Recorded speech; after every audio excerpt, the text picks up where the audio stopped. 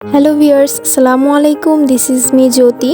তো আজকে আপনাদের সাথে আম্মুর বানানো একটি রেসিপি শেয়ার করব। আম্মু এখানে আটার সাথে লবণ ও কালিজিরা মিক্সড করে নিয়েছে। তো ফার্স্টে আম্মু বেকিং পাউডারটা দিতে ভুলে গিয়েছিল, তাই পরবর্তীতে বেকিং পাউডারটা অ্যাড করে নিয়েছে।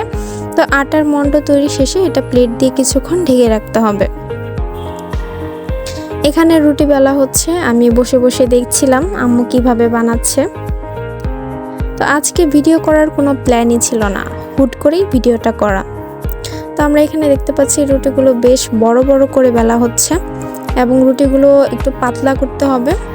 তো এইভাবে 4-5টা রুটি আমাদের বেলে নিতে হবে। তো এখানে দেখতে পাচ্ছি যে আম্মুর একটা রুটি বেলা শেষ, আম্মু হচ্ছে আরেকটা রুটি নিল বেলার জন্য।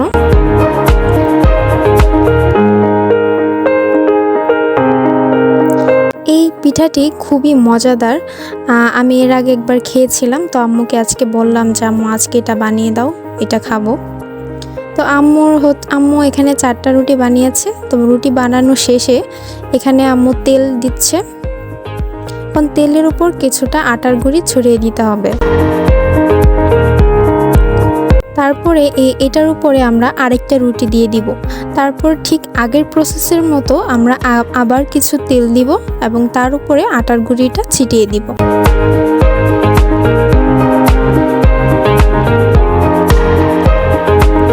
এভাবে আমরা প্রত্যেকটা রুটি একটার উপর আরেকটা দিয়ে নিব এবং তারপর হচ্ছে এটা ফোল্ড করতে হয়। কিন্তু তার আগে হচ্ছে উপরের পার্টটাতে আম্মু আবার আগের প্রসেসের মতো একটু তেল আর গুঁড়ি দিয়ে নিচ্ছে।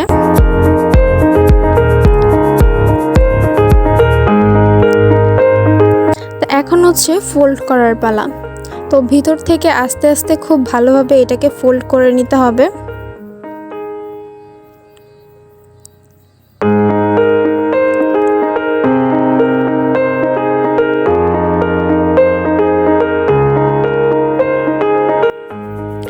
এইভাবে আমরা হচ্ছে পুরো রুটিটাকেই ফোল্ড করে নিব এবং লাস্টের যে মাথাটা আছে সেখানে হচ্ছে আমরা একটু পানি দিয়ে মাথাটাকে আটকে দিব যাতে এটা ছুটে না যায়। তারপরে হচ্ছে আমরা রুটির যে 2টা মাথা আছে সেই 2টা মাথা ছুরি দিয়ে কেটে নিব। তাতে হচ্ছে পিঠাগুলো একটু সুন্দর শেপ আসবে। তাই এটা যেহেতু একটি মিষ্টি জাতীয় খাবার, এই পিঠাটি আমার খুব পছন্দের।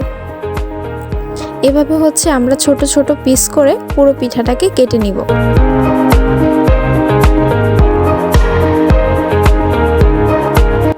তো আমাদের ছোট ছোট পিস করে কেটে নেওয়া শেষ। এখন হচ্ছে আমরা রুটিটাকে একটু লম্বা আর চ্যাপ্টা শেপ করে বেলে নিব।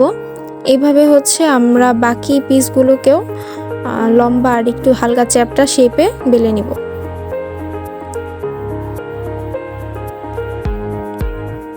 তো এখানে আমাদের সবগুলো রুটি বেলা হয়ে গেছে। তো এইদিকে কড়াই তেল গরম দেওয়া হয়েছে। তো তেল গরম হয়ে আসলে আমি এখানে পিঠাগুলো দিয়ে দিচ্ছি। আম্মু একটু বিশ্রাম নিচ্ছিল, তো এই ফাঁকে আমি একটু ভাজছিলাম। পিঠাগুলোকে শুরুতেই হাই হিটে ভাজা যাবে না, মিডিয়াম হিটে পিঠাগুলোকে আস্তে আস্তে ভাজতে হবে।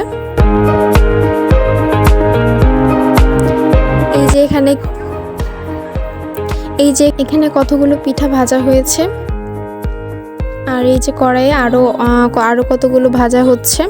তো পাশেই আম্মু আরেকটা পাতিলে শিরা জাল দিচ্ছে, চিনির শিরা। তো এই পিঠাটাকে ভাজার পরে চিনির শিরাতে ডুবোতে হয়, এই জন্য দুটো একসাথে বসানো হয়েছে যাতে তাড়াতাড়ি হয়।